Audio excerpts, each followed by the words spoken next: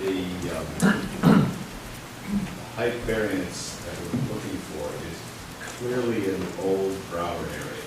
It's flat, it's where the factories were, it's been disturbed many times, and we could not take the variance we're asking for, and you should make that really clear if you arrive at that conclusion. We should not be able to take that somewhere else. It's only good for that area. And I want to address that issue for a minute because I think it's very important that we try to work together to arrive at a conclusion that is both advantageous to us, but also good for the township and the community at large. And that's what I want to do.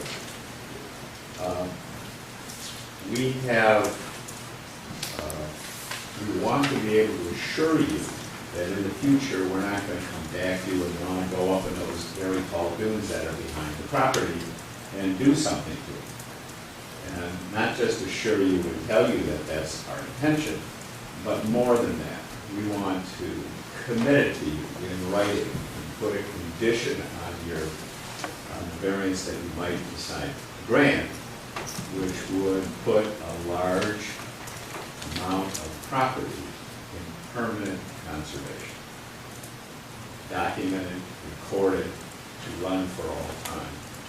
And I want to take you through the acreage that we purchased originally from the Dennison family. It was approximately 405 acres total, virtually all of it in the critical dunes, subject to Part 353 of the DEQ's critical dune laws, that's known as the critical dune laws, excuse me. And of the 405 acres, we sold approximately 170 acres to the Land Conservancy of West Michigan. That leaves us with 235 acres on the north parcel of the original Dennison purchase. And what you're going to see in a minute or two is that I think Mr. Lyman has brought a drawing, and maybe we can project it. I don't know if we can, but I want you to see what we are willing to consider with you and discuss with you. And that is putting a very significant part of the remaining 235 acres of the Dennison purchase, considerably more than half of that, 132 acres, into permanent conservation. We won't touch it. It's just there for recreational use. It's in permanent conservation forever. And I think, so the idea is we can go vertical on the lowland. We can leave this beautiful highland behind us untouched forever. So it's something that I think the community at large, certainly many of the people who are here tonight would like to see, and that is preservation of the dune and the dune images that they have and have enjoyed for so long. And we won't come back to you. We won't be able to. It'll be on the record forever, and your lawyers certainly know how to draft those documents. And we would work with them very carefully to make sure that it says exactly what I'm saying now. So we're trying to go vertical in the lowland instead of taking it up and putting a lot of housing along the road and up in high dunes. And just to give you a feeling for how much housing we are giving up in this process. When we first came to, I think it was the Planning Commission, but you guys may correct me, with our plan, our overall plan. We had 150 residences in that plan. And we included the Broward Marine area, 150. If we can go dense in the old Broward Marine area, which is, again, it's essentially flat, we will have a total of 91 in the old Denison property. 19 out on the beach, and 72 condominium units down in the flat, low and flat land of the old property. We will be giving up 59 housing opportunities that we had in our original plan. It's a very substantial number.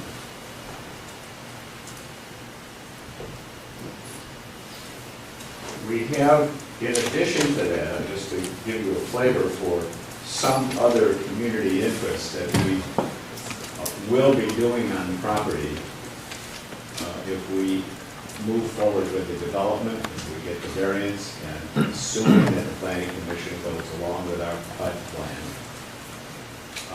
There are other things that we will be doing down in the marina area that relate to the community and to the state. Number one, we currently have the Saugatuck Douglas Township Fire Department parked in the only large, actually the only slip that we have on the property right now, and they would become a permanent resident here, either just outside or just inside our marina. We have been asked by the Department of Natural Resources for a place in the marina, if we were to build one, for their fisheries boat. They're looking for a long-term, permanent location along these shores of Lake Michigan. And so the DNR has said, you build it, and we would like to have a place for fisheries. The DNR has also asked us if we would have room along the wall. Hank, if you put the marina design up, I can address this a little better. There is a very long wall.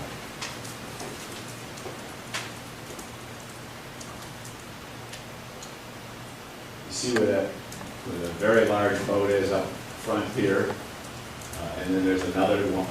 Go back to the other one. There you go. A couple of them. Back one. There you go. A couple of them along there. The DNR is working with the Department of Homeland Security, the United States government, and they want a location for a Homeland Security boat. Now, why do they want a Homeland Security boat in this area? Well, we have nuclear plants on Lake Michigan, and of course, there's fear and that they could become targets. Right now, the lake is controlled pretty carefully by sometimes United States Air Force airplanes, sometimes by the Coast Guard, and when we get high levels of threats from I don't know what's the highest level color, blue, red, pink, I'm not sure, but whatever the threat is, you see more airplanes in the area because of the nuclear plant. So the Department of Homeland Security wants a spot along there as well. So we've been trying to be a very responsible and giving citizen to the community that this project is part of. And we think that those are small examples, but a large example here is giving up a lot of housing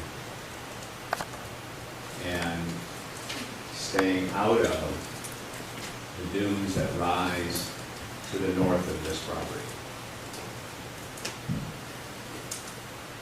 Thank you.